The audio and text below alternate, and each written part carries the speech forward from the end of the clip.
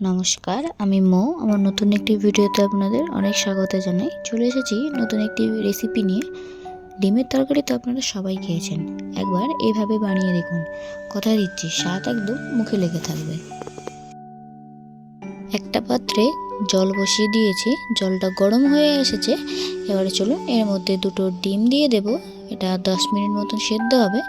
আর এই ডিমের মধ্যে দিয়ে দেব 1 চা চামচ নুন দিয়ে ভালো করে এটা সেদ্ধ হতে সময় দেব। ডিমটা ভালো করে সেদ্ধ হয়ে গেছে। একটা বড় চাকনির সাহায্যে ডিম দুটোকে ঠান্ডা জলের মধ্যে ডুবিয়ে রেখে দেব। এবার একটা ফ্রাইং প্যান নিয়ে নিয়েছি, প্যানের তেল গরম হয়ে গেছে। এরপর আমি এর মধ্যে পেঁয়াজগুলো ভাজতে দেব। বেশি ছোট করে পেঁয়াজ কাটবো না, পেঁয়াজগুলো একটাকে আমি 4 টুকরো করে কেটে নিয়েছি।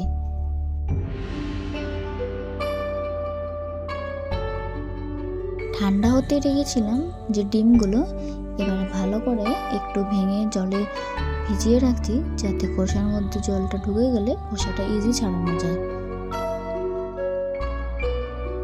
ফ্রাইং প্যানে যে পেঁয়াজ ভাজা হতে বসিয়ে দিয়েছিলাম, তাতে এবার টুকরো করে রাখা টমেটো দিয়ে দেব।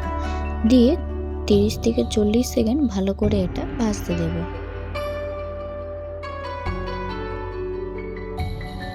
পেঁয়াজ আর টমেটো হালকা ভাজা হয়ে এলে এতে ধনের গুঁড়ো দেব 1/2 চা চামচ, কাশ্মীরি লঙ্কা গুঁড়ো 1/2 চা চামচ এবং শেষে দেব হলুদ গুঁড়ো।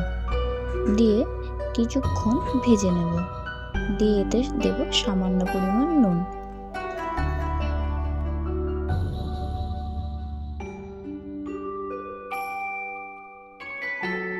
ভালো করে ভেজে নিয়ে এবার এতে সামান্য পরিমাণ গরম জল অ্যাড করব। দিয়ে এটা ভালোভাবে মিশিয়ে নিয়ে ঢেকে রাখবো মিনিট 5-7 মতন।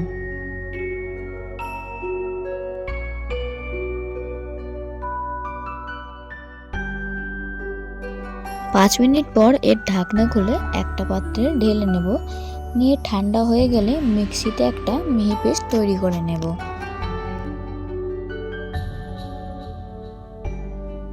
কড়াইতে তেল গরম হতে বসিয়ে দেব এবং তাতে দেব 1/2 চা চামচ পরিমাণ হলুদ গুঁড়ো আর 1/2 চা চামচ পরিমাণ কাশ্মীরি লঙ্কা গুঁড়ো দিয়ে ভালো করে তেলের সাথে মিশিয়ে নিয়ে খোসা ছাড়িয়ে রাখা যে ডিমগুলো আমি মাঝখান থেকে কেটে রেখেছি, সেটা এবার এই তেলের মধ্যে দিয়ে ভেজে নেব।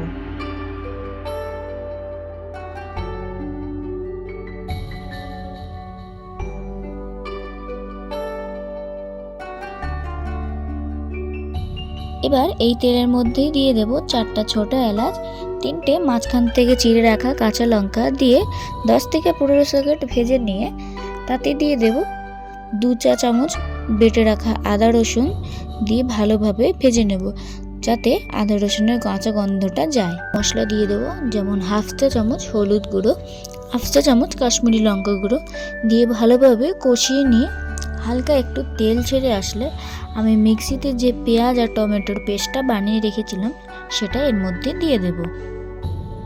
দিয়ে ভালোভাবে মিশিয়ে নিয়ে মিক্সিটা ধুয়ে রাখা যে জলটা আছে সেটা আমি এর মধ্যে দিয়ে দেব। দিয়ে এটা ভালো করে মিশিয়ে নেব।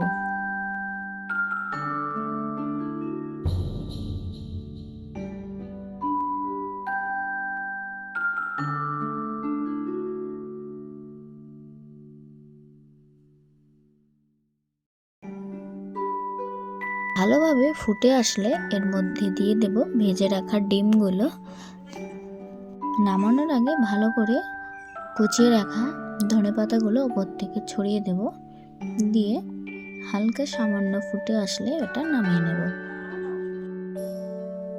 তাহলে চলুন ভিডিওটি আজকে এখানে শেষ করছি। আপনারা ভালো থাকবেন, সুস্থ থাকবেন। আমার রেসিপিটি যদি আপনাদের ভালো লেগে থাকে তাহলে অবশ্যই একটা লাইক করে দেবেন আর চ্যানেলটা সাবস্ক্রাইব করে দেবেন।